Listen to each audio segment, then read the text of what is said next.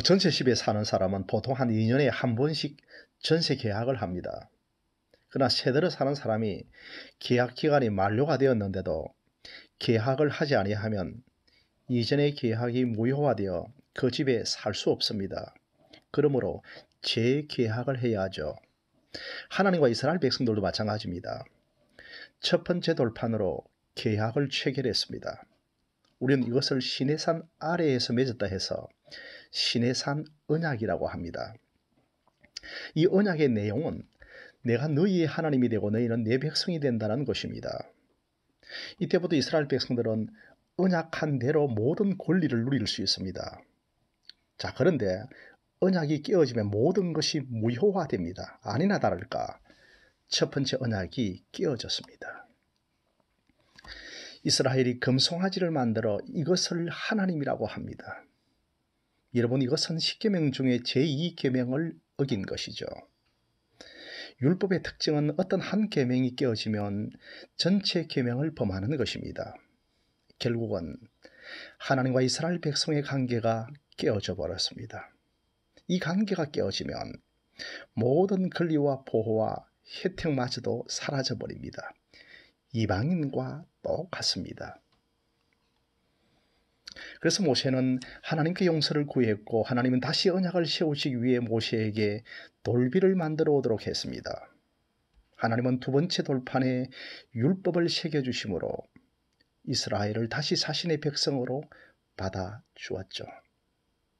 여러분, 이렇게 하나님의 언약은 결코 깨어지지 않습니다. 돌판에 새겼다는 것은 하나님의 언약이 얼마나 견고한가를 보여줍니다. 하나님은 변하지 않습니다. 하나님의 말씀은 결코 파기되지 않습니다. 하나님의 입에서 나온 말씀은 하나도 땅에 떨어지지 않고 그분이 선포한 말씀은 반드시 성취됩니다. 그래서 언약의 말씀은 그만큼 견고하다는 의미로 돌판에 새겼는데 그 첫 번째 돌판이 깨어졌습니다. 여러분, 이것은 무엇을 보여줍니까? 인간의 마음이 돌보다 더 단단하다는 사실입니다. 두 개의 돌이 부딪히면 반드시 약한 돌이 깨어집니다. 이스라엘 백성들의 마음과 율법이 부딪혔을 때 깨어진 것은 인간의 마음이 아니라 돌비였습니다. 인간의 마음이 얼마나 단단하고 견고한가를 단적으로 보여줍니다. 첫 번째 돌비가 깨어졌다는 것은 불길한 전조가 아닐 수 없습니다. 저토록 단단한 돌비가 깨어졌다면 어떠한 언약으로도 백성들의 마음을 잡아둘 수 없기 때문입니다. 아무리 부부가 결혼식 날 결혼 언약을 맺어도 바람이 나면 한쪽에서 어떤 조건을 내걸어도 그 마음을 잡아둘 수가 없습니다. 모세가 두려워한 것도 이것입니다. 또 언젠가 이 언약은 다시 깨어질 수밖에 없다는 것입니다. 모세가 계속 기도한 것이 무엇일까요? 이스라엘 백성들의 패역한 마음을 극복할 수 있는 하나님의 은혜는 무엇인가? 이것이었습니다. 그러나 하나님은 모세에게 그것을 보여주지는 않았습니다. 단지 하나님의 등을 보여주심으로 더 큰 하나님의 영광이 예배되어 있다는 것만 보여주셨습니다. 모세가 본 것은 등의 영광이죠. 하나님의 얼굴의 영광은 보지 못했습니다. 여러분, 얼굴의 영광은 우리 주 예수 그리스도의 복음 안에 나타납니다. 고린도후서 4장 6절입니다. 어두운 데서 빛이 비치라 말씀하셨던 그 하나님께서 예수 그리스도의 얼굴에 있는 하나님의 영광을 아는 빛을 우리 마음에 비추셨느니라고 했습니다. 여러분, 제가 고린도후서 4장 6절은 3월과 4월에만 설교 중에 4번 정도 언급했습니다. 그만큼 소중한 구절입니다. 꼭 한 번 더 살펴보시기 바랍니다. 예수 그리스도가 하나님의 얼굴입니다. 복음이 하나님의 영광입니다. 우리에게 복음이신 그리스도가 비추어졌습니다. 그러므로 우리는 그리스도를 본 자들이기 때문에 하나님의 영광을 본 자들입니다. 깨어진 돌빌은 불길한 이스라엘의 미래를 보여줍니다. 결국 깨어질 수밖에 없는 율법과 언약입니다. 그래서 율법 언약으로는 우리 인간편에서 이 율법을 다 지킬 수가 없죠. 그러므로 하나님께서 새 언약을 준비하시는데 그것이 바로 은혜의 언약입니다. 우리 대신 예수님이 하나님과 율법 언약을 체결하시고 예수님이 모든 율법을 1.1획도 어김없이 다 행하심으로 하나님이 예수님을 의롭다 하십니다. 그 의의 대표가 되시는 예수를 믿기만 하면은 너희와 나와의 관계는 깨어지지 않는다는 것입니다. 이 은혜의 언약의 약속을 예수님이 오시기 전에 무려 예레미야가 31장 33절에서 말씀하고 있습니다. 때가 되면 내가 나의 율법을 너희 마음에 기록하여 나는 너희의 하나님이 되고 너희는 내 백성이 될 것이라고 말씀합니다. 그리고 때가 되어 마침내 예수님이 오셔서 십자가에서 모든 사역을 다 이루시고 부활승천하시고 그 다음에 우리에게 제일 먼저 성령을 보내주십니다. 성령을 우리에게 보내주신다는 것은 내 마음판에 율법을 기록한다는 것이죠. 시내산에서 돌판에 기록한 율법은 깨어질 수밖에 없었습니다. 그러나 성령으로 우리의 마음판에 기록한 율법은 결코 깨어지지 않습니다. 이것은 돌에 새겨진 것이 아니라 마음에 직접 성령으로 새겨진 것이기에 지울 수가 없습니다. 그러므로 오늘날 우리가 하나님과 맺은 언약은 깨어지지도 않고 지워지지도 않고 다시 재경신할 필요도 없습니다. 왜냐하면 예수 그리스도의 피로 맺은 언약은 영원히 유효하기 때문입니다. 그리고 성령께서 직접 마음에 새겼기 때문입니다. 영원토록 하나님은 우리의 하나님이 되고 나는 하나님의 백성이 됩니다. 요한복음 13장에서 6월절 전에 예수께서 자기가 세상을 떠나 아버지께로 돌아가실 때가 이런 줄 아시고 대야에 물을 떠서 제자들의 발을 씻기십니다. 드디어 베드로의 차례가 되었죠. 베드로가 주님, 감히 주께서 제 발을 씻을 수 있습니까? 안 된다고 강하게 반대하다가 나중에는 내가 너를 씻어주지 아니하면 너가 나와 상관이 없는 사람이 된다고 할 때 베드로는 한 발 더 나아가 이런 말을 합니다. 주여, 내 발뿐 아니라 손과 머리도 씻어 주옵소서라고 합니다. 예수께서 이르시되 이미 모욕한 자는 발밖에 씻을 필요가 없느니라. 온몸이 깨끗하니라. 너희는 깨끗하다라고 말씀합니다. 여러분, 예수 믿고 나서 죄로 인하여 더러워진 사람은 몸을 씻을 필요 없고 발만 씻으면 됩니다. 또다시 구원에 대하여 재계약을 할 필요가 없다는 말씀이죠. 모욕한 사람이 다시 모욕할 필요가 없습니다. 하나님의 말씀이 마음에 와닿아서 자신이 죄인인 줄 알고 예수 십자가로 회개한 사람은 이미 모욕한 사람입니다. 그 역시 많은 잘못을 저지르지만 그렇다고 해서 언약 자체가 깨어지거나 하나님과의 언약이 무효화되지는 않습니다. 그러나 모욕한 자라 할지라도 발은 씻어야 하죠. 발을 씻지 않으면 언약 자체가 무효화되지는 않지만 회개하지 않는 죄로 인하여 영적인 기쁨을 잃어버립니다. 어떤 경우에는 모욕하지 않은 사람보다 더 절망해서 자신이 전혀 신앙을 갖고 있지 않는 사람이 아닌가 의심이 들기도 합니다.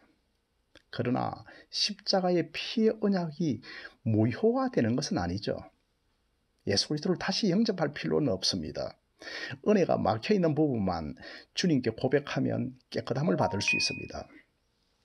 자, 우리가 전세 계약을 한다든지 은혜의 1년마다 재계약을 한다든지 할 때에 세입자 입장에서는 불안할 수 있습니다. 지금까지 계약을 완전히 무효화할 수 있습니다. 그러면 모든 권리가 박탈당하는 것입니다. 그런 의미에서 영원 무궁토록 예수 그리스도의 피로 맺은 은혜 언약은 무효화되지 않습니다. 여러분, 이건 얼마나 든든한 소망입니까? 그러나 구약 시대에는 하나님의 말씀을 범하면 완전히 은혜 밖으로 밀려났습니다. 이방인처럼 되었고 하나님의 저주 아래 있게 되었습니다. 이것이 여러분 모세의 율법이 가지는 한계요 불완전함입니다. 여러분, 복음은 그렇지 않습니다. 한번 주 예수를 믿으면 영원히 심판받지 않습니다. 그러므로 여러분들이 복음을 알면 알수록 은혜 아니면 안 됩니다라는 고백이 나옵니다. 더 큰 은혜를 구하는 것입니다. 자, 그러므로 우리는 이 깨어진 돌비를 보고 우리의 마음이 이 돌보다 더 단단하구나, 이 세상에 가장 단단한 것이 인간의 마음이구나를 깨닫고 스스로의 행위를 의지하지 않고 오직 하나님의 은혜를 의지할 때 그 돌비 즉 율법은 가치가 있는 것입니다. 여러분, 이것이 우리에게 율법을 주신 목적입니다. 여러분, 이 세상에서 가장 단단한 것이 사람의 마음입니다. 그 사실을 깨어진 돌비가 보여주고 있습니다. 하나님께서 모세에게 두 번째 언약을 세우기 위하여 처음 것과 똑같은 돌판 2개를 준비해 오도록 하셨습니다. 이 말씀은 처음과 같이 만들어내신다는 말이죠. 하나님의 입에서 나온 말씀은 반드시 성취가 되기 때문입니다. 4절을 봅니다. 하나님의 명령대로 모세가 돌판을 처음 것과 같이 만들어서 올라갑니다. 처음의 돌판 여러분, 하나님께서 친히 만드셨죠. 그런데 두 번째 돌판은 이제 모세가 만들어서 올라갑니다. 모세에게 만들어 오라고 하신 이유는 그 돌판이 누구 때문에 끼어지는지를 알게 하기 위해서입니다. 여러분, 십자가를 바라볼 때 무엇이 생각납니까? 하나님이 나를 사랑해서 독생성자를 십자가에 내어주신 것을 생각합니다. 그러나 십자가를 바라볼 때 나의 죄 때문임을 아십니까? 그 십자가가 바로 우리의 죄로 인한 것임을 알지 못하면서 그저 사랑이 많으신 하나님으로만 생각합니다. 그러므로 구원도 항상 내 중심이 되어버립니다. 이것을 인본주의라고 합니다. 하나님의 천지창조는 자기 영광을 위한 것이었습니다. 그 영광의 중심에는 하나님의 아들 예수 그리스도이십니다. 예수 그리스도의 영광을 찬양하기 위하여 우리를 구원하여 내십니다. 그 구원의 방법이 십자가이죠. 그러므로 십자가를 바라본다는 것은 마치 두 번째 돌판을 들고 올라가는 모세와 같은 심정이어야 합니다. 말씀이신 하나님의 아들을 우리 인간들이 죽여버렸는데 하나님께서 다시 살려내십니다. 내가 돌판을 깨어버렸는데 다시 만들라고 하시는 것은 하나님의 말씀은 인간이 깨어버려도 처음 것과 같이 다시 만들어내신다는 것입니다. 결론을 먼저 말씀드리면 내가 예수님을 죽였는데 하나님께서 다시 살리심으로 우리는 하나님의 아들 즉 하나님을 죽인 자가 되는 것입니다. 그러므로 우리가 예수를 믿는다는 것은 언제나 우리가 하나님을 살해한 자라는 흔적을 가지고 있다는 말이죠. 여러분, 그 십자가의 흔적을 지니고 있어야 합니다. 우리는 이 세상에서 그 헛다한 흔적도 남기지 않고 하늘로 가는 하늘에 속한 자들입니다. 그러나 이 땅에서 십자가 흔적만은 있어야 합니다. 그것이 바로 내 죄로 인하여 예수님이 십자가를 지셨다는 것입니다. 그리고 성부 하나님이 말씀이신 성자 예수님을 다시 살려내셨다는 것입니다. 그리하여 하나님과 우리가 맺은 언약은 결코 깨어지지 않습니다. 여러분, 이 은혜만은 항상 충만하시기를 바랍니다. 자, 다시 4절과 5절을 보면 모세는 하나님께서 명령하신 대로 돌판을 천국과 같이 만들어서 올라갑니다. 그때 여호와께서 구름 가운데 강림하사 모세와 함께 거기 서서 여호와의 이름을 반포하셨습니다. 자, 여러분 6절과 7절을 보시면 여호와께서 그 앞으로 지나시며 반포하시되 여호와로라 여호와로라 자비롭고 은혜롭고 노하기를 더디하고 인자와 진실이 많은 하나님이로다. 인자를 천대까지 베풀며 악과 가실과 죄를 용서하나 형벌을 받은 자는 결코 면제하지 않고 아비 악을 자녀 손 3, 4대까지 보응하리라고 했습니다. 여러분, 이 말씀을 한번 들어보면 참 하나님의 이름이 길죠. 저는 하나님의 이름이 길면 길수록 좋다고 생각합니다. 하나님의 속성과 하나님의 하신 일이 하나님의 이름입니다. 이름은 그 사람의 존재 자체와 하신 일을 설명합니다. 이순신 장군 하면 이순신은 그분의 인격이고 장군은 그분의 사역입니다. 예수 그리스도 하면 예수는 그분의 인격적 존재 자체이고 그리스도는 그분이 하신 사역 일이죠. 예수는 그분의 존재 자체입니다. 하나님이시면서도 인간이시고 그리스도는 하실 일인데 십자가와 부활로 설명할 수 있습니다. 그런데 하나님은 6절과 7절에 길게 하나님 자신의 이름을 선포하는데 여러분 좀 더 간단하게 하나님의 이름을 좀 말할 수는 없을까요? 인자와 진실이 많으신 하나님이십니다. 저는 이 6절과 7절에서 모든 것을 압축하고 응축하고 요약한다면 인자와 진실이 많은 하나님이라고 말씀드리고 싶습니다. 여러분, 우리의 한평생은 하나님을 알아가는 삶입니다. 그래서 내 평생의 소원 예수도 알기 원하네라고 노래하고 있지 않습니까? 하나님의 속성과 하나님의 사역을 알아가는 것이죠. 그런데 그분의 속성이 무엇입니까? 인자와 진실이 많은 하나님이십니다. 성경에서 제일 많이 나오는 하나님의 이름입니다. 시편 115편 1절입니다. 여호와여 영광을 우리에게 돌리지 마옵소서. 우리는 주는 인자하시고 진실하심으로 주의 이름에만 영광을 돌리소서라고 합니다.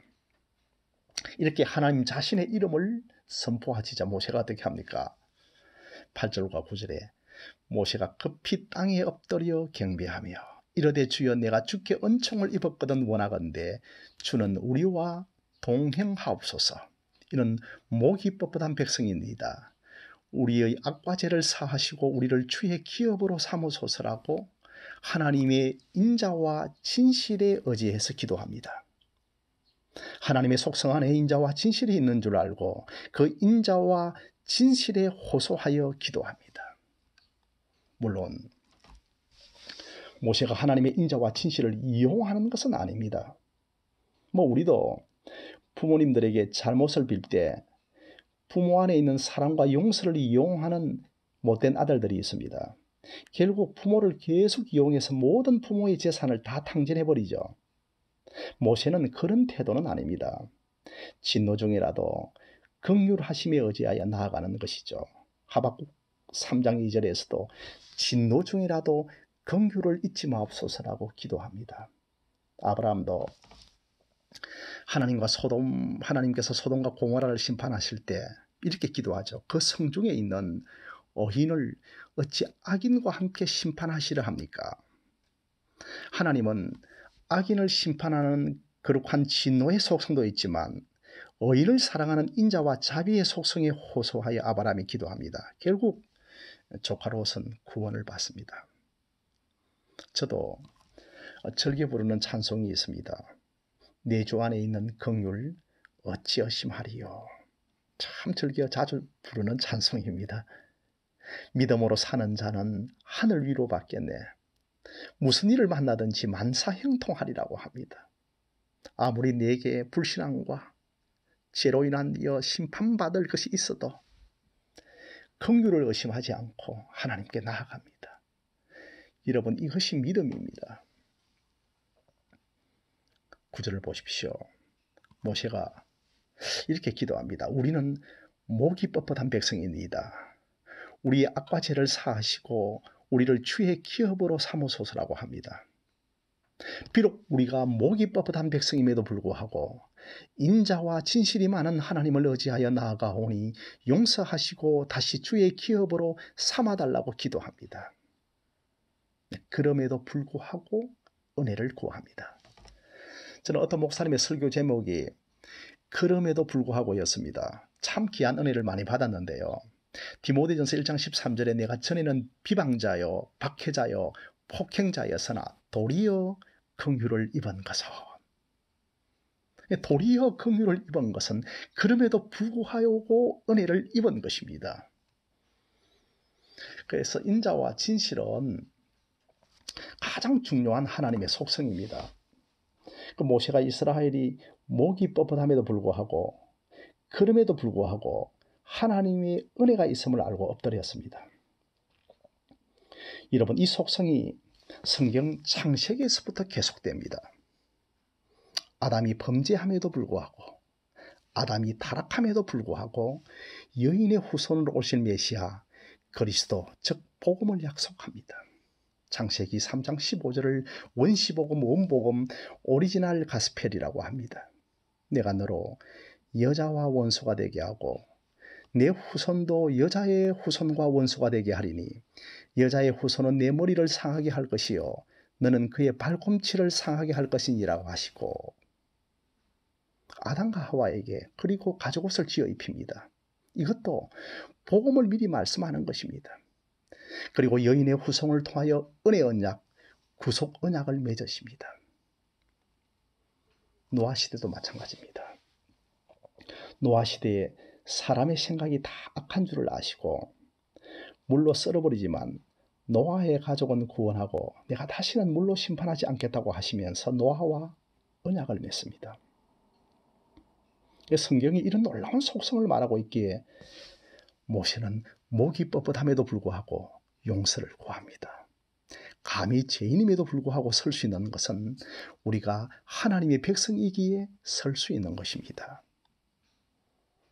여러분의 자녀가 자녀임에도 불구하고 집에 들여오지 못하고 집 입구에 기웃거리고 눈치 보고 서성거린다면 부모된 우리의 마음이 얼마나 아프겠습니까? 우리가 자격이 좋고 상태가 좋아서 하나님께 나아가는 것이 아니라 죄인임에도 불구하고 은혜로 다가와서 용서해 주시고 자녀 삼으시고 당신의 기업으로 삼으십니다. 모세는 알고 있습니다. 우리의 것 때문이 아니고 하나님의 자비 때문에 나아가는 것입니다. 여러분, 하나님은 어떤 사람에게 인자와 진실이 많을까요? 집 밖에 서석거리고 기웃거리다가 부모를 오해하고 아예 집으로 안 들어오는 자일까요? 하나님의 은혜 안에 머물러 있는 자에게 인자와 진실이 많습니다. 그렇다면 어떤 사람이 하나님의 은혜 안에 머물러 있는 자일까요? 자기는 목이 뻣뻣한 백성임을 알고 자신에게는 하나님께 나아갈 아무런 조건이 없음을 알고 그럼에도 불구하고 하나님의 안에 있는 인자를 붙드는 사람입니다. 야고보서 4장 6절입니다. 그러므로 더욱 큰 은혜를 주시나니 그러므로 일러서되 하나님이 교만한 자를 물리치시고 겸손한 자에게 은혜를 주신다고 하였느니라고 했습니다. 이 교만함은 인격적으로 교만한 것이 아니라 하나님과의 관계에서 오는 교만함입니다. 나의 어떤 조건, 어떤 상태로 하나님께 나아가려고 하는 사람이 교만한 사람이죠. 이런 사람은 결코 하나님의 은혜를 받지 못합니다. 모세를 보십시오. 결국 그럼에도 불구하고 두 번째 언약이 체결되어지죠. 금송아지 우상 숭배는 이스라엘 구약의 역사에서 가장 절망스러운 사건입니다. 도저히 하나님과 맺을 자격이 없음에도 불구하고 은혜로 언약이 다시 맺어집니다. 전적으로 하나님의 은혜입니다. 목이 뻣뻣함에도 불구하고 은혜로 맺어집니다. 하나님은 출애굽기 29장에서 금송아지를 만들 때 바로 그때에 너희들 목이 뻣뻣하다고 했습니다. 지금도 여전히 모세가 우리는 목이 뻣뻣하다고 합니다. 성품이 나아지고 자세가 바뀐 것이 전혀 없습니다. 전적으로 하나님의 은혜로 맺어집니다. 첫 번째 돌판이 깨어지고 첫 번째 언약이 파기됨에도 불구하고 하나님은 끝내지 않고 두 번째 언약을 맺는 것을 보면서 늘 은혜의 문을 열어놓습니다. 모세는 우리가 뻣뻣함에도 불구하고 용서를 구한 것은 하나님의 마음을 알고 있습니다. 모세처럼 하나님을 경외하면서 하나님의 열려있는 은혜를 바라보아야 합니다. 노아 시대에 이스라엘의 지학으로 모든 것을 쓸어버릴 것 같았지만 은혜의 문이 열려 있었습니다. 이 열려있는 은혜를 저버리면 안 됩니다. 하나님을 믿으면 완전한 절망은 없습니다. 은혜의 문은 항상 한쪽에 열려 있습니다. 이것을 현실 속에 적용하는 것이 쉽지 않습니다. 그러나 이것을 믿고 취할 수 있어야 합니다. 우리도 모세처럼 여기까지 나아가야 합니다. 여러분, 이렇게 첫 번째 돌판, 이 첫 번째 언약도 알고 보면 하나님의 은혜에 따른 언약이죠. 두 번째 언약도 하나님의 은혜에 의하여 맺어진 언약이라고 할 수 있겠죠. 노아와 언약을 맺을 때도 그들의 생각이 항상 악함을 보고 모르고 맺은 것이 아닙니다. 생각이 악함에도 알고 그럼에도 불구하고 맺은 언약입니다. 너가 이렇게 하면 맺어진다. 결코 그렇게 해서 맺어질 수가 없습니다. 우리가 그런 조건을 가진 적이 없습니다.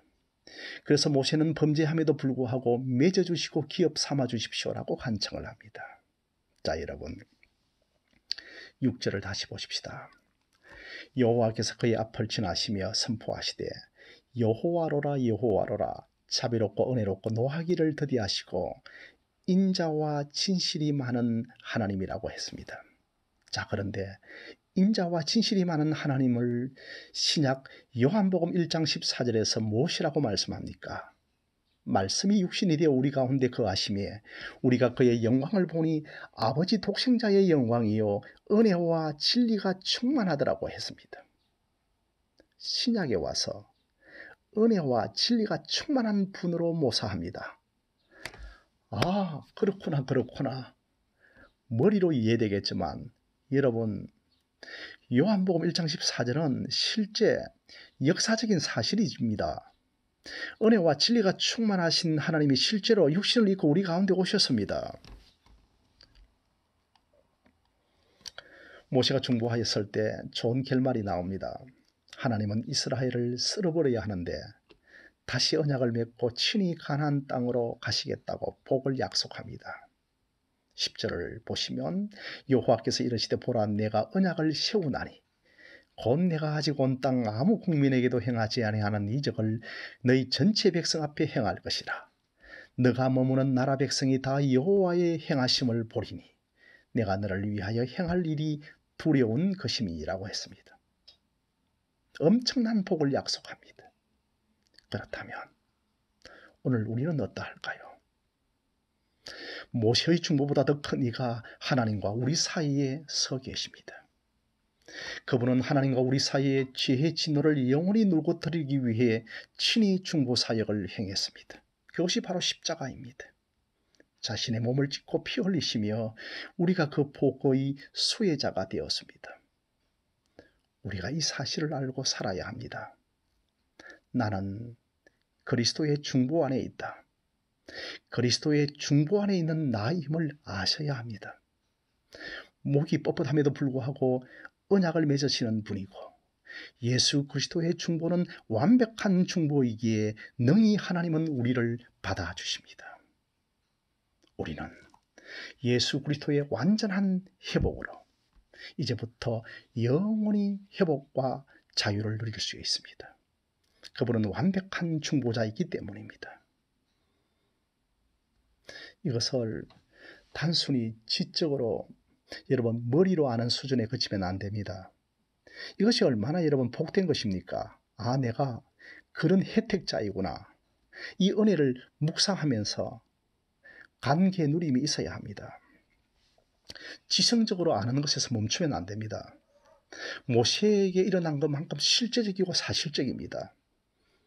영원한 하나님의 진노가 없습니다. 예수 그리스도의 완전한 중보로 그가 몸을 찢고 갈라진 틈을 온전히 메꿨기 때문에 이건 여러분 실제적인 사실입니다. 여러분 중보자란 무엇입니까? 하나님과 인간 사이에 갈라진 틈을 메우는 사람입니다. 금송아지 우상으로 하나님과 이스라엘의 갈라진 틈을 중보자 모세가 메웠습니다. 모세의 중보로 이스라엘이 금송아지 우상 숭배의 절대 위기에서 구출됩니다. 모세는 이스라엘을 위기에서 구하죠.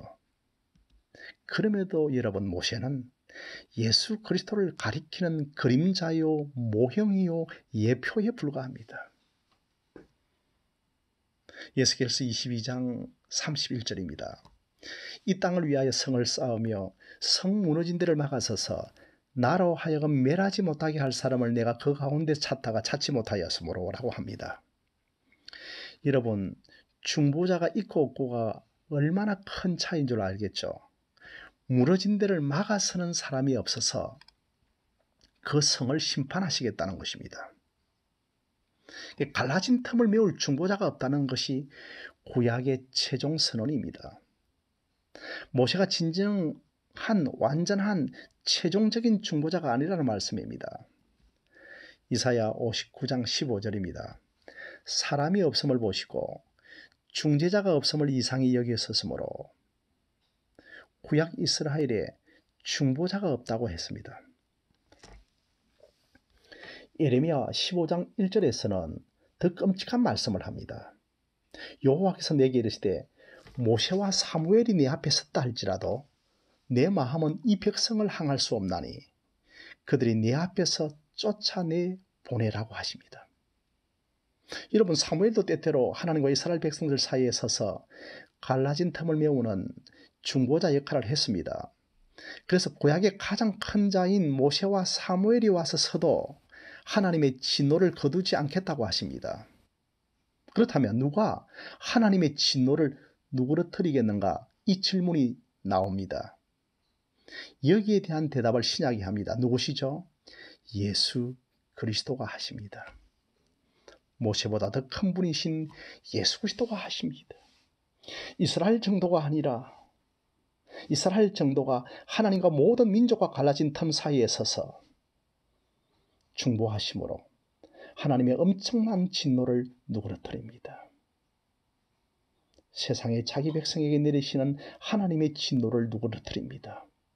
이 중보자 예수 그리스도는 갈라진 틈 사이에 서서 모세와 사무엘이 가리는 정도가 아니라 그분이 친히 십자가에 서서 자기 몸을 찢으심으로 하나님과 백성 사이에 갈라진 틈을 메우십니다. 갈라진 틈을 메우시는 완벽한 중보자로 서십니다. 모세가 와도 그 마음을 돌이키지 않습니다. 모세보다 더 큰 분이신 예수 그리스도가 오셔서 갈라진 틈을 완전히 메우십니다. 저와 여러분은 이분 안에서 우리에게 내려진 모든 진노를 완전히 메웁니다. 완전히 자유합니다. 성도 여러분, 우리는 예수님의 중보 아래에 있습니다. 이 특권과 복이 얼마나 큰가를 아셔야 합니다.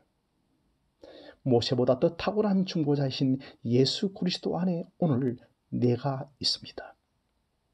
그분은 못할 것이 하나도 없습니다. 그 정도로 완전한 중보자이시며 독생자이십니다. 여러분, 그 중보자는 또한 대언자이십니다. 로마서 8장 34절에 누가 정죄하리요? 죽으실 뿐 아니라 다시 살아나신 이는 그리스도 예수시니 그는 하나님 우편에 계신 자요 우리를 위하여 간구하시는 자신이라고 했습니다. 지금도 중보자이신 예수님의 대언하심이 있습니다. 여러분, 예수 믿는 자와 믿지 않는 자의 차이는 예수 그리스도로 말합니다. 우리의 가치는 그리스도로 말합니다. 죄로 인하여 짓눌릴 때 이 중보자 예수를 강력하게 붙으셔야 합니다. 믿음으로 붙들어야 합니다. 그리고 실제로 믿고 경험하시기 바랍니다. 내가 누구 안에 있는가? 중보자 예수 그리스도 안에 있는 사람입니다. 이번 한 주간도 그리스도의 중보 아래에 있습니다. 그리스도의 중보 속에 살아가는 사람임을 생각하고 예수님을 바라보며 그분과 동행하며 그분을 의지하는 저와 여러분들이 되어지시기를 주님의 이름으로 간절히 축원드립니다.